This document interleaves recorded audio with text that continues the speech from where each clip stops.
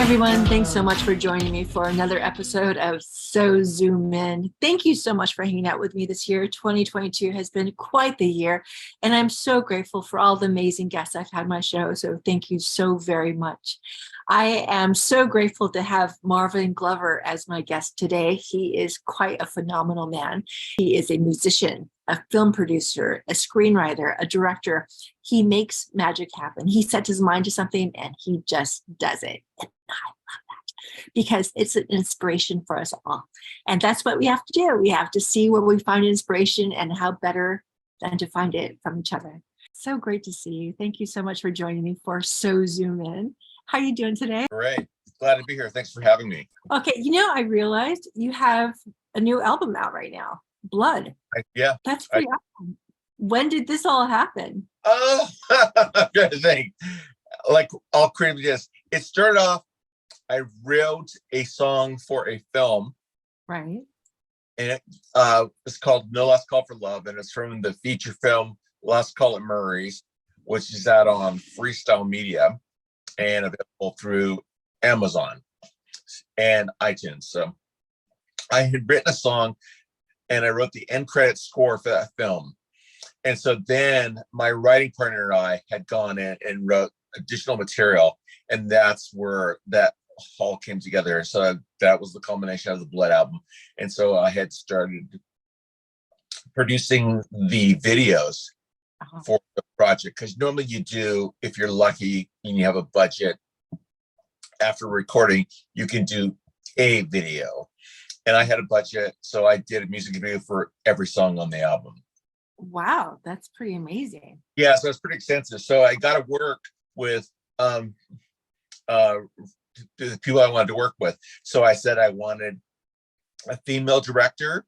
I wanted a Black or an African American director. I had all these checked. I wanted somebody from the LGBTQ community. All the boxes. And so I had found all these people that I had known. Mm-hmm. And gave them opportunities. Like, I've got this video project that I'm going to produce and I'm looking for a director. So I hired the directors and I gave them all a budget, the equal budget. And I said, can you do a music video for this budget? And they said, some said yes, some said no, some were like, well, let me think about it. Like everybody does. All right, well, pretty diverse. So you made this. So where can we see the videos at? They're all on my YouTube channel. So label that released the project is called Starving Dog Records. And so Starving Dog Records has a channel with all the music videos, lyric videos, everything that's related to Starving Dog Records is on that channel. And that's where all the music videos are housed. Okay. And they're all on marvinglover.com website. Okay, that's exciting. And if someone wanted to buy the music, they can go to iTunes or... Yeah, it's on everything. You can go to Deezer, you can go to Tidal, you can go to Amazon, you can go to iTunes, you can go to Spotify. I love it. That's wherever you search your music, you can buy it. So how did you come up with the title? Usually, I've always liked the shortness of one word descriptions for albums, so I tend to gravitate. Right. So if you look at my body of work, my first album was called One. That was my first solo record. And so the marketing person that I was working with is like, I like the title One for this record because it symbolizes it's your first album. There's a lot of oneness that runs through the themes of the songs and the albums. And that's how they came about. And then I did my follow-up album. And there was a lot of things there. The songs were written from an inspirational viewpoint. It was called Muse. Mm.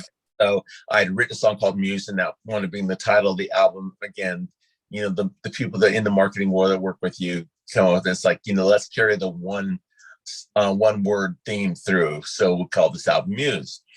And then I think I did records after that, but each, if they're my projects or they're not a combination, it's usually a one word. So that's where Blood came into mind, because it had taken literally all the life out of me to create the project. Oh, wow. Because, when I think as creators, we all conceptualize, like, I have this great idea.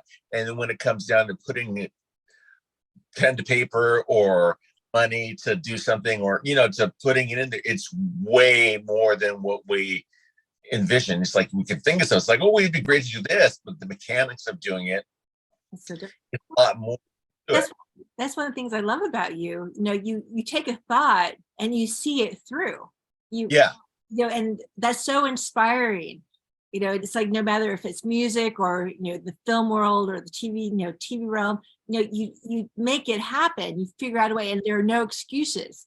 You figure out a way to do that. So Yeah, and I can't point to one. I think it's a combination of things that lead to why it happens that way. But you know, I've learned that, you know, for me, it's about credibility. So if you're going to say you're going to do something and you're going to pursue something, and people are going to entrust you with their time, their energy, their spirit, or their money to invest in supporting you, you have to follow through. right, exactly. So, credibility and is really important, and integrity is also very important to me. So that's why I'm able to carry things through. And of course, you know, that I've learned through the process of being a creative, being a filmmaker and a musician. It's kind of like, you know, being able to have a hat of forecasting what the end is, and then working backwards, or reverse engineering, if that's what you want to call it. But just knowing that I'm going to make an album, or I'm going to make a film. Well, it's like, where's it going to go? Who's going to see it?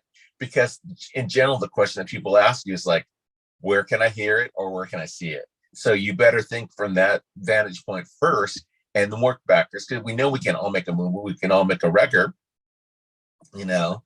Yeah. And yet, so you have to think about that marketing side of things. So when you did your album, did you have that in mind? Well, because you have a very rock and roll vibe, right? Yeah. You know, well, my influences come from where they run the gamut, so to speak. And I think, you know, being born, and I was raised in an Air Force family. So my father was in the Air Force for 20 years. So I had traveled the world. So I was born in the United States, but I was raised in Europe. So I was raised in the UK. And then my parents grew up in the South, in Selma, Alabama. You know, they are peers with Martin Luther King and John Lewis in the civil rights era. You know, those are their friends, their contemporaries. And my mother was a teacher. So they had gotten taken away from that Southern poverty, you know, kind of thing, and thrust into a global environment. You know, so I grew up not knowing any different, because I grew up as a Black kid in England that had a nanny. I mean, there's not many kids, Black kids, that can say they had a nanny. Right. You know, it's just, you know, so that was the thing. And then we moved from there to the Pacific Northwest. And there was a different vibe in the Pacific Northwest, because, you know, it's kind of the last frontier in most people's mind. If you don't know, it's like, well, I've heard of Seattle, but that's taken, you know, 20, 30, 40 years to develop to be out there. And of course, the influences that came out of that region. And then I've spent time in Australia. I've spent time in Chicago.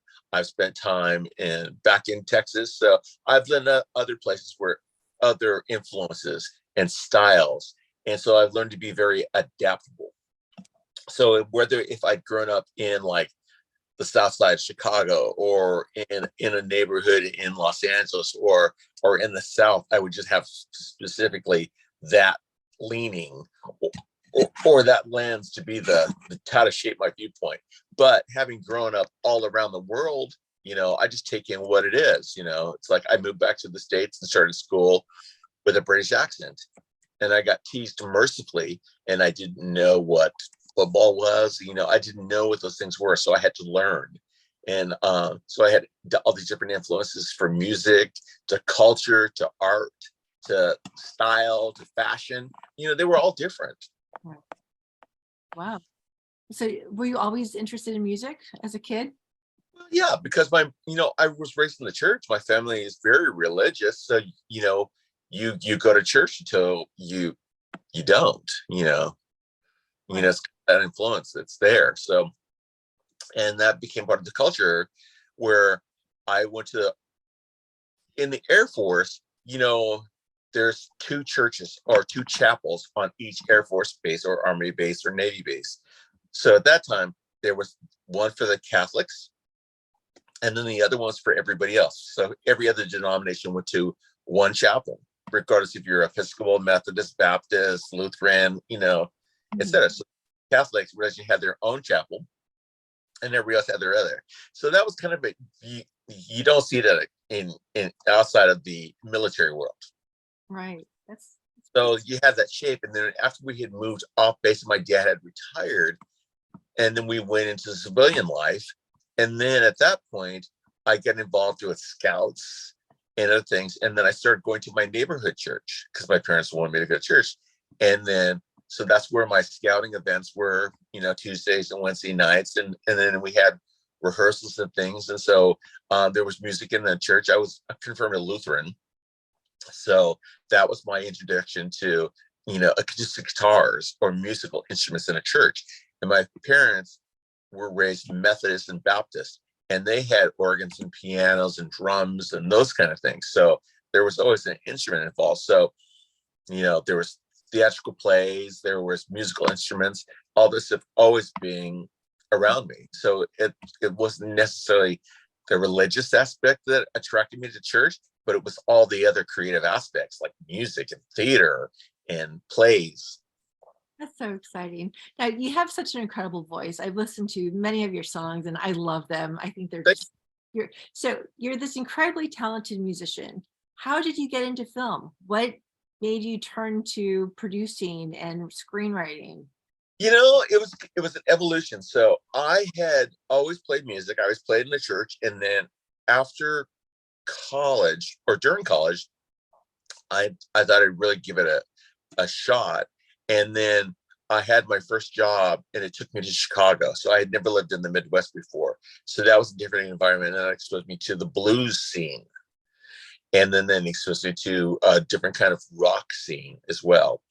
So there was this influence of, Chicago's a very segregated city. So, you've got this blues scene that permeates with this. And then you've got a kind of a rock scene that kind of permeated through that. And from there, I started, I got recruited to be a flight attendant by one of my clients at the time, which was Continental and United Airlines.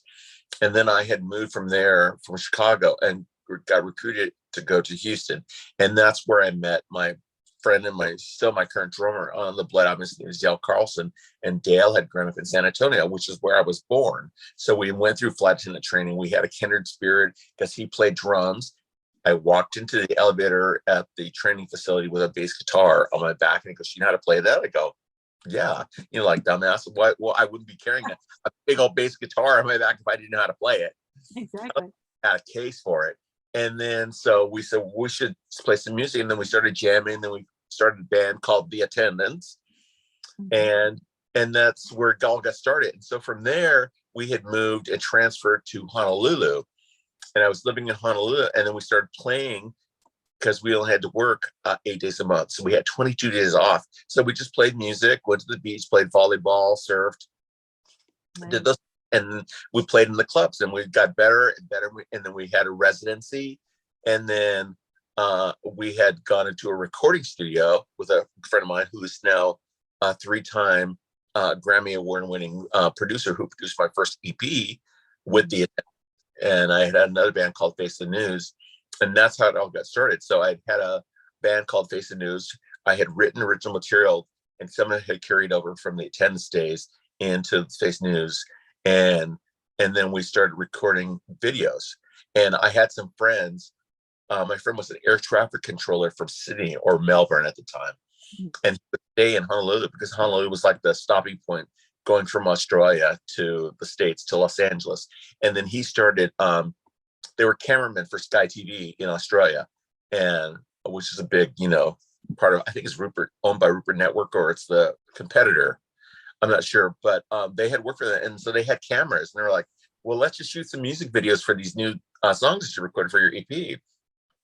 So they were sleeping on my couch and we were just at a party, and they would come to the clubs, and we would just do these pickup shots and shoot these music videos. And they started doing that. And so that's where I got my introduction to being in front of the camera.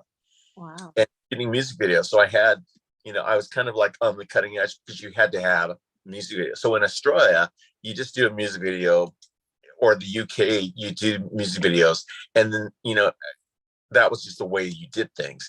But with the United States and MTV and all that era, I think that was started early 80s, but by the 90s, when I had got started, it's kind of like, gotta get good if I could get a video on MTV, which I was doing. And then I had contacts in New York, et cetera, et cetera. And then, so I had all experience in front of the camera, and I'd sat in the editing bay with them, editing those videos for the music videos. And so that was my exposure to production. And then I had gone and become working for a law firm after I stopped flying. And then I'm going to fast forward and jump, because I had a background in law, and intellectual property law was the specialty that I had, and aviation mergers and acquisitions. So I know big companies like Boeing, and et cetera. And then I wound up living in San Diego, and then I came to LA, and then I applied to USC Film School because I had a friend who had gone through the writing program, and it wasn't really on my mind, but it was kind of like, oh, let me retrospectively think about what I've done and how my skills would fit into a film program, because I was coming in as an older student, and I wasn't coming in as undergrad that didn't have any experience. And so my personal statement was that, I spent a lot of time in front of the camera and know about editing, but I don't know the mechanics of what goes on behind the camera. And that's what got me into USC. And then through the program, I learned how to do documentaries and other things in the program. And then a lot of my classmates and stuff that I've met over the time, such as Ben Proudfoot or Ryan Coogler, or, these people that have gone on to do big things. We just kind of figured out that's how we were going to do it. And it's a great school. You can learn those skills anywhere, but it's the connections that you learn and the network that you have, from going to a program. That's so exciting. And it seems like you're doing something all the time, whether it's a film. Yeah. And you have this TV series that's happening. What's going on with that? What's the latest? Oh, I just got off a phone call with that. So we're kind of in production. We're in development as well. And so we're kind of looking at, where our sponsorship, because everything's based on demographics. It's like, who are the viewers that are going to be watching it? And there's a lot of testing and marketing behind the scenes that goes on before you do it. So if you're doing your first, I just got off the phone with another guy who was, trying to get his daughter, or is thinking about pushing his daughter into entertainment. And we were talking about, whether you go through the system or outside the system, which way you want to approach it. And so most people, when you first learn about entertainment, it's like, who do I know that's going to give me a break? Right. And my approach has always been like, why don't you just create it and create your own break? So, I was explaining to my friend, that 90 to 95% of the people that I went to school with are no longer even in the industry, because they went through the approach that, they went through USC, or they went through whatever program, and they were going to get a job inside of a studio system because some executive was going to give them their shot. And basically, somebody's going to give them permission to cut to the front of the line. And that was never my approach. My approach has always been, it's like, well, I'm going to take the skills that I've learned, I'm going to take the network that I've learned, but I'm going to create my own production company, and then I'm going to go and create it my own way. And as I explained to a lot of people, my particular story is that, after I finished school, I knew that I had some money, and where my peers were going to go make their film with that same amount of money, I took the money and learned how the system worked. So I traveled the world. I went to Utah, to Sundance. I went to Tribeca. I went to Toronto. I went to Cannes. I went to Berlin. I went to South by Southwest. I learned how all the major film festivals and all the markets that feed into them, how they all worked. And that's where I got to meet the programming people, the executives, Rob Redford, whoever. I got to meet all of them and ask those key questions. And they kind of took me in and just explained to me. But, I stayed, I wasn't asking them for anything. It wasn't just like, give me a shot in your movie or something like that. It was just kind of like, if I have any questions, can I reach out to you, from a genuine spot. And so they're all, everybody's evolved and grown just as I have. And so those base level volunteers are now senior programmers for Toronto or Sundance or whoever. I mean, those base level videographers are now, shooting big commercials. Those base level directors are now, Academy Award winners. So what is your ultimate goal? Ooh, that's a good question. I think it's just to keep improving, because I've released records, I've been nominated for awards. I just have to do bigger and better projects, because I always explain this, and some people that know me have heard me say this, but there's 3 types of success that a person ultimately wants to have. And it's critical success, popular success, or commercial success. So for the average consumer that's out there that's meeting you, they're looking to see, they're measuring you in your success by your commercial success or your popular success. Whereas somebody that's within your orbit or your network, they're looking at critical success.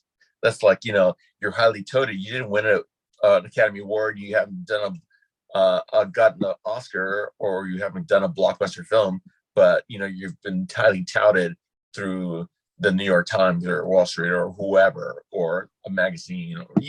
That's critical success. Well, I see you doing so many things that make you happy. I see you as highly successful. And what I love about you too is like, you are so open to work with people who, want that first shot, who need that little door opened, that foot in, and you're willing to do that, which I would like to see more people do. So you have such a big heart too, which is so beautiful. I love that.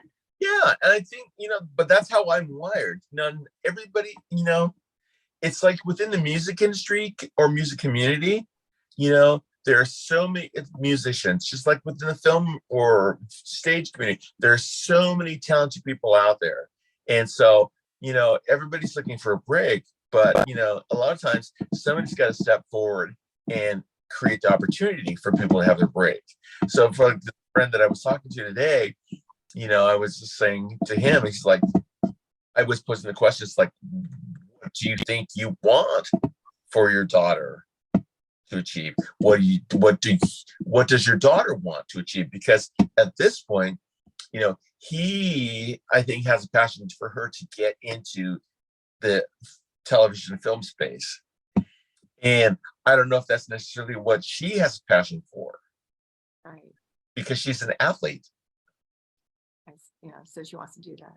Yeah. So, but it's like, it's like, I'm not trying to change his mind. He still got this idea that, she's got this thing in it that I see that I think would be worth leveraging or putting it out there. And it's just like, well, okay.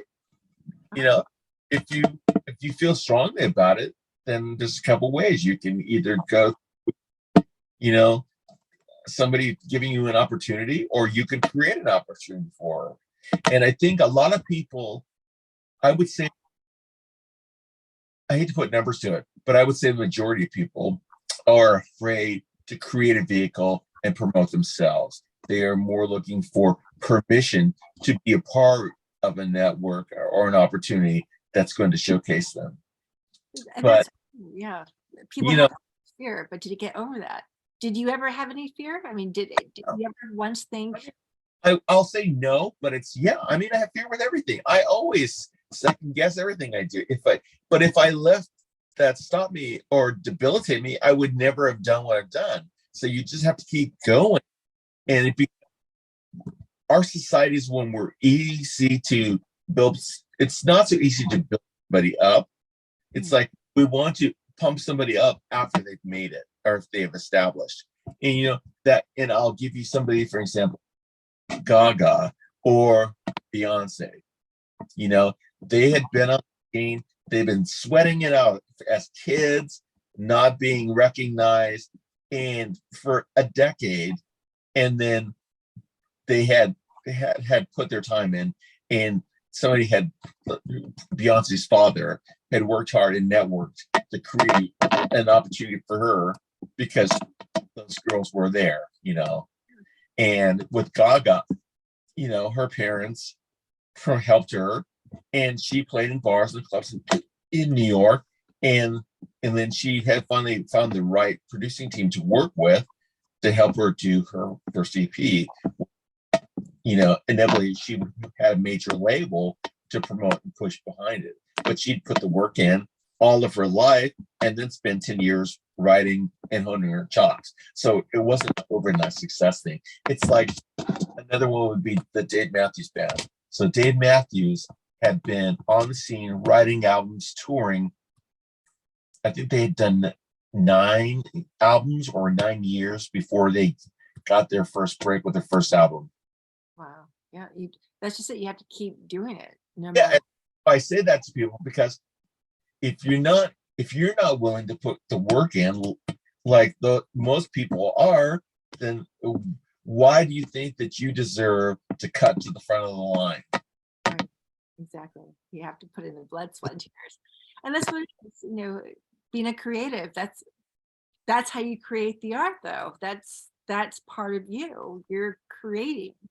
And even the top, I know some of the top musicians and creatives around the world, but even they don't know what's going to be a hit or success. You just don't know. There's no guarantee. There's no switch that says, but I'm going to do this and I'm going to be a because you can't control the audience that's viewing the vehicle, and you can't control the time of what your project is out there competing with something else.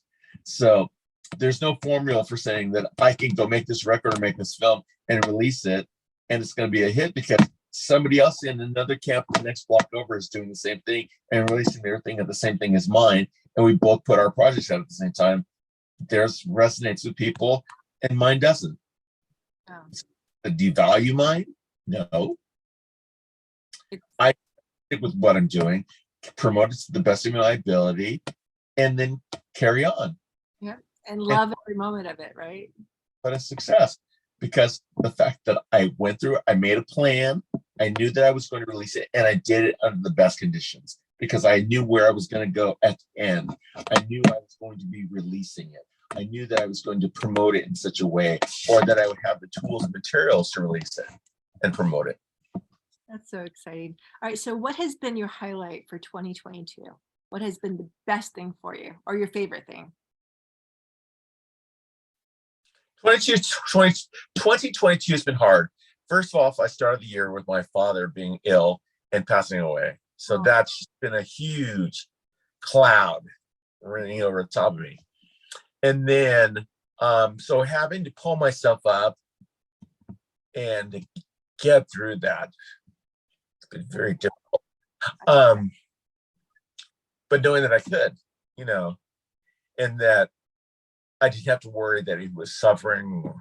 So that's been hard. My nephew got married, so that was a highlight. And, with the pandemic, I had a lot of things that happened where we were all in a space where we're thinking. And, part of those things that I carry through from 2020 on through to 2023, as we'll say now, was that I learned new skills. So I spent a lot of my time learning and promoting my skills. So self-development.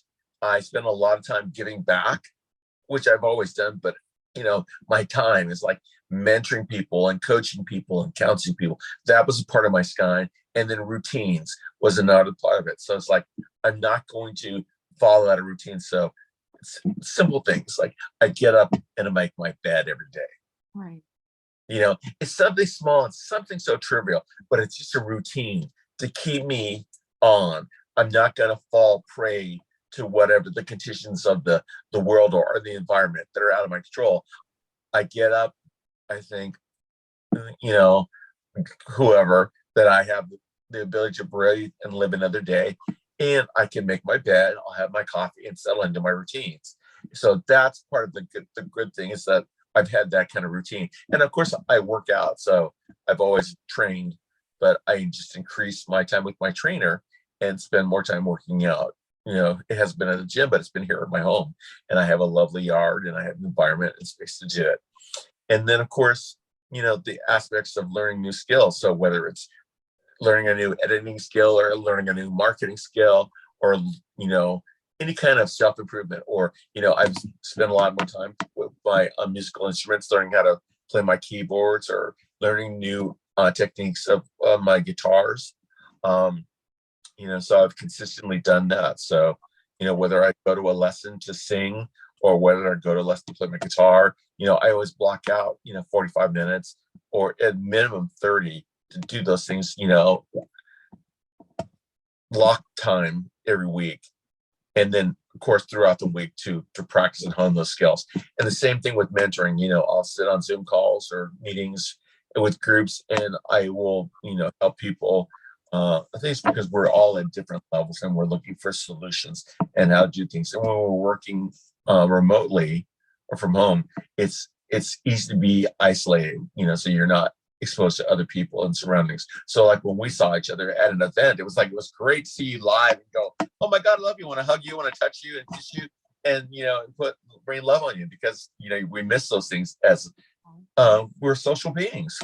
We live in society. So some of us can exist well in a home or isolated experience, where other of us need to have that kind of camaraderie. So by doing it through a Zoom network and using that technology to say, I'm here to mentor you, I'm here to talk about these things, or being part of groups, is what's been a positive thing about 2022.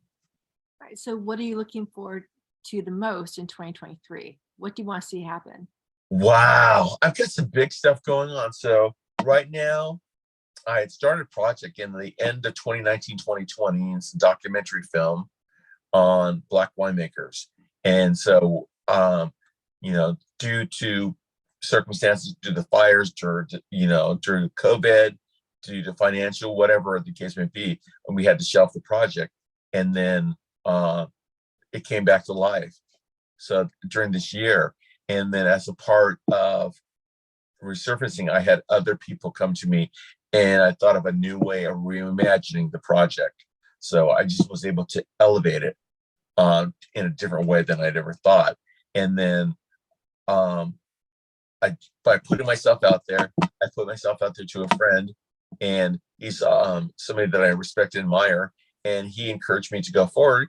And he's in I would say, a powerful position. He works for the governor's office in Maryland. So he connected me with some other people to help hone my project, and then that opened the door for other things. And so the film has got three components. It's got a historical component.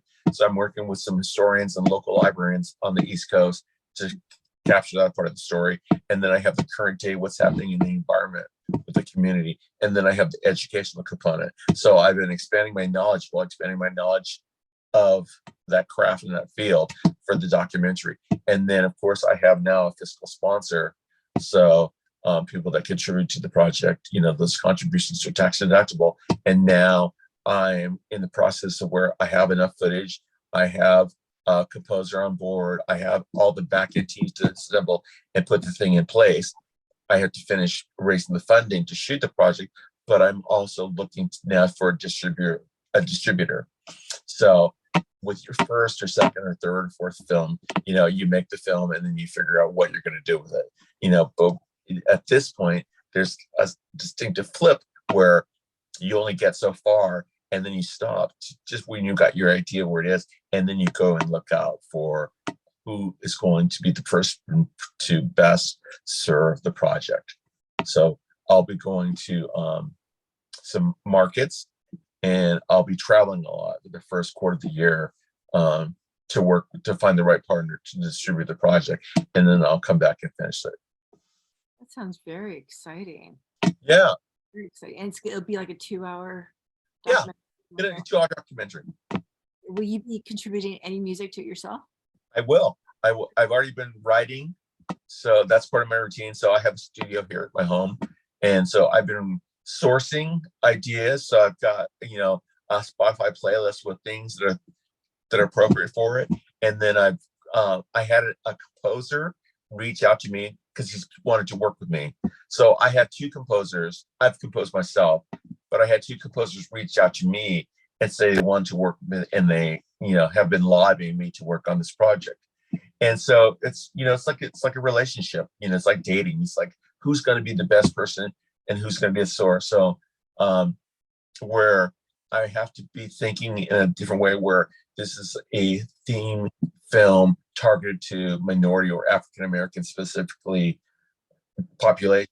So I have to think about the source material for the film to be represented with those musical genres as well. So such as example where, you would naturally think like jazz will be an element of it, but hip hop will be an element in it. And then of course R&B would be an element, and then a score that's kind of, goes with the themes of the film. So there's multiple layers.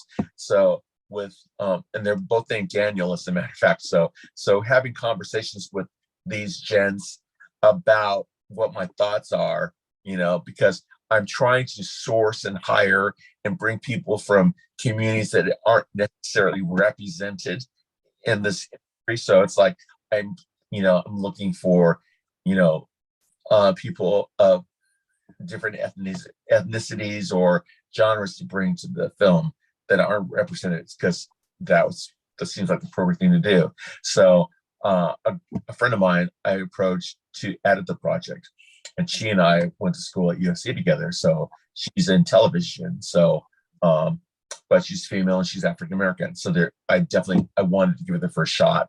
And then of course, my friend Danielo, he's a great composer, and we've wanted to work together, and we've seen each other and known each other over the festival circuit, for years. And then so he would be my first choice. But he's Italian. He's totally talented and capable. And then, so we're thinking about these things, and how to put these elements in place. And so that's where the music comes in. And then I have a lot of friends that are, it's a part of the Recording Academy. So I'm in discussions with a couple of producers and songwriters within that community that would work with me. So music will not be a hard part, but it's an essential part. And I want to be thinking about it at the forefront, because it's going to drive, I think, if I were to compare myself as a producer and a writer, I would compare myself to probably Clint Eastwood, because, we're both musical, and we're both musicians, and we both think about that whereas other people don't think about it. It's like a Steven Spielberg or a George Lucas. Music's an essential part of it, but they don't bring John Williams in until the end. Oh, music is so critical for everything. That's when you bring a John Williams in, after you shot it. Whereas I'm the person says, I'm thinking about, this is the subject matter, this is the topic, this is the feel I'm going for, and this is the kind of music that I want. And we're working on that while the thing is being constructed. And it's difficult for some people to wrap their heads around it. So you have to find the right people that can think that way. So like a gentleman now, and he doesn't think conceptually. Okay. So what is the name of this project? Can you tell me that? Yeah, it's called Black Winemakers Story. Black Winemakers Story. Well, okay. Everyone loves wine, so that kind of really opens it up to a lot of different people, doesn't it? Yes, it does. And actually I met some woman, a friend of mine, she's a woman, she goes, she didn't like wine. A woman that didn't like wine. I was like, okay, so I can't assume anything. So but I met some great winemakers, and I've started taking classes to become a sommelier. Wow. Okay, that's wonderful. Yeah, so that wasn't on my radar. My friend has gone through a program, and then through talking to him, you're doing your investigation, your notes, and you're writing the parts. And he was telling me about, his studies and how he learned about it. And so then he's turned me on to resources. And of course, those resources have turned to other resources, and it's just magnified. So it's a very giving community. The wine community is a very generous, spirited. A spirited. So when it's all said and done, how long do you think it will have taken you to get this project completed? That's a good question, because I belong to a lot of groups, and people always ask, like, when's it going to be done, where's it going to be streaming? And so you just have to, I've learned that you just make a number up. it gets done when it's done. My hope is to have this thing done within the year. But, with wine, part of the story is you have to film at wineries, and harvest season only happens in the fall. Right. So you're controlled by the environment. Mother Nature doesn't produce grapes in the snow. This is true.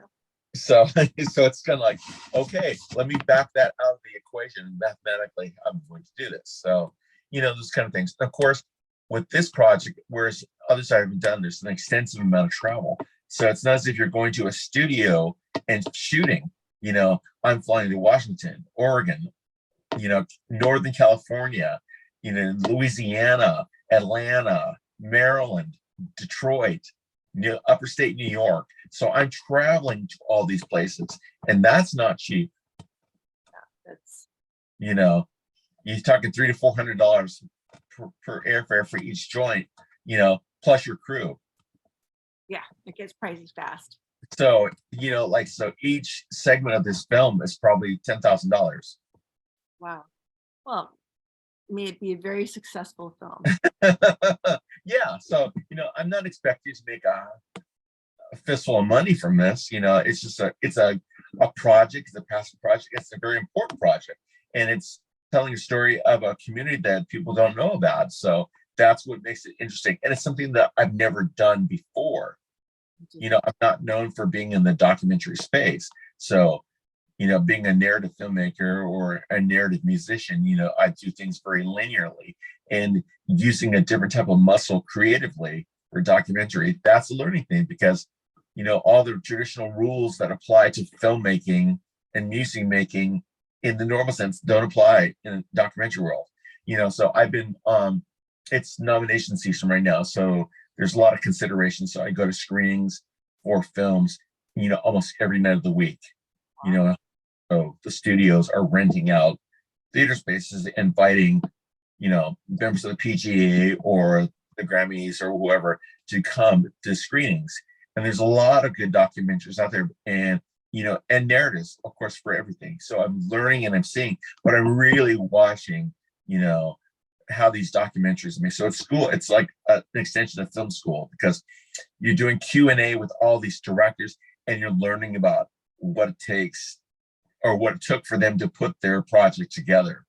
And it's been fascinating. There was one that was directed, but it was all women. It's called Explore. And so it's all European-based women. So the part of them are European, and part of them from the Arab nation. Oh, wow. So I think 6 and 6. And then what they do is they went to the Arab nation and in the high desert, in the sand, and they trained. And then the other part, they went up to like Scotland, and then they trained. And then they all went on a trek to the North Pole together. So it was interesting how they told the backstory of all these women, like from the Arab nations, they had to get permission from their husbands. Wow. Yeah. It's just like, you're not home cooking dinner. What? Are you crazy? I think you're going to go with these women and go to this crazy trek to the North Pole. I mean, it's just, you're looking at these cultural things. And then there were the woman that selected the group, that they all applied online, and she selected them. She's from Scotland, and they picked no Americans. And so the director had applied, and she got rejected.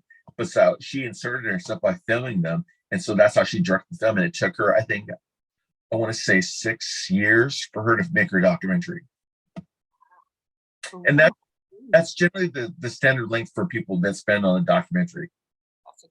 But you figure, what a life experience you're having just doing it, something that you wouldn't do otherwise. And what a gift that is. So every day is something new, really. Yeah. And then I have another documentary that I saw. It's on diamonds, on the whole diamond industry. Mm-hmm. How, I don't want to give the premise away, but it's, it's about stones. And he talks about the whole industry, and, there's a whole system to diamonds, more than just going to Africa and watching them blow up rocks and mining for diamonds. There's this whole business community in the EU that controls, that's the De Beers company that controls all the diamonds that are released into the world. I hear it's very political too. Yeah, it's very political. but that took him, I think, 6 to 10 years to put together. Wow. Yeah. Wow. Well, I definitely look forward to seeing yours. And I have Yeah. So I feel good, well, knowing that I started this thing in, I think, late 2019. So here it is 2023, and I'm still making this movie. So I feel like I'm on track. There's still much more to go, but I still have to travel and I still have to get a crew. And of course, I'm using my friend, and we've grown up making films together, but he's now a union DP. So, he does big projects, so he just can't come in free. So if I take him away from a job, I have to pay him union scale.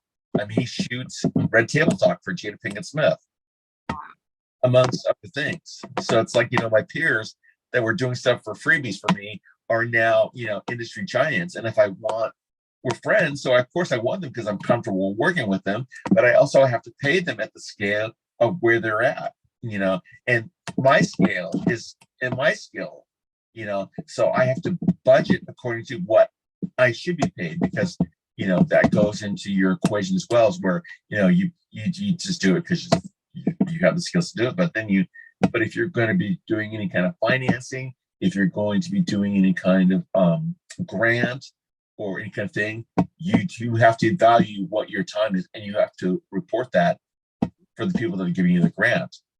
So if I would do it for free because I want to get the film done, and I would give 5 years of my life for free, but the value is that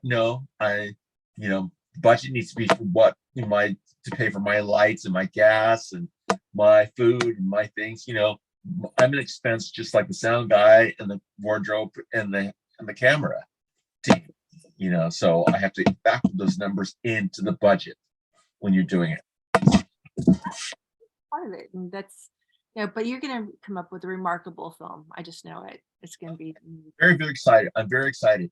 It was very interesting because I've used a new approach. I don't do whatever. I'm not one of those people that goes and says, oh, I have to go find a millionaire to make my movie. It's like I've funded every project that I've ever done. So I've done some unique things. So I've been hosting salon events across the United States. And so it's a kind of a French concept where you sit in a room and you share what a book is, or you share what a record is, or I share what a topic of discussion is in an environment, a safe environment. And I've used that for promoting the film to kind of build an organic kind of feel for the average consumer, because, they're not filmmakers. So, to share your project with somebody or your concept with somebody that doesn't understand film, it's like, I just want to push on my Netflix button and watch it. I'm not interested in what all the mechanics that I took to make it. I could care less about that. I just want to see it. I want to see the car blow up. Well, but you're also building a community for the film when it's done too. Exactly. Yeah. And that's been the exciting thing. So, to go back to like, I've been to DC, I've been to Maryland, I've been to Seattle, I've been to Atlanta, I've been to San Francisco, so I've had hosting events, and it's very interesting, because we did one in Maryland last month or October? Yeah, in October. And, a friend showed up and she brought, a good portion of the White House. It was kind of interesting. It was like, okay, but it just built this buzz up, and it was just this energy and people talking about it. And it's like, you have to put that kind of time and resource and energy. And for anybody that's thinking about pursuing or wanting to have control of what their project is, then you have to invest the time and the resources into making it happen. Otherwise, if you want to go to a studio system, then they're paying for it. Then, they're basically, they own it. You're on their dime. It's their bill, and you're not going to make money. It's theirs. They put all the money in. But what you're doing too, it's so heart-based also. And I think that means so much. Yeah. And that I think that's definitely an added ingredient to the project too, that carries over.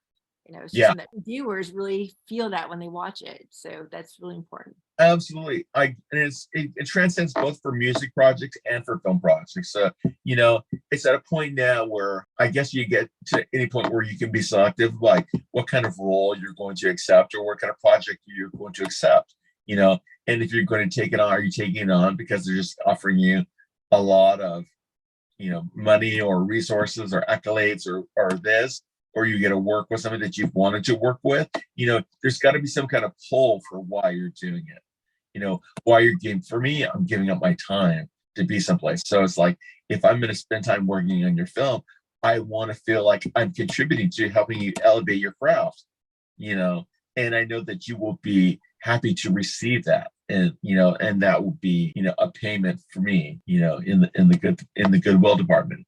And then other things were our trade-off. It's like, hey, if you help me on this project, get this off, then I can schedule the next year or two to devote to helping you get your project off, and that's a good trade-off too. And I've had a producing partner that we did that for 5 or 6 years. So, and that worked out great. Right. So, working with Linda, we worked that way. So it was very reciprocal that way. And so I have to ask, so here you are in this project, and I know you'll have it done before you know it.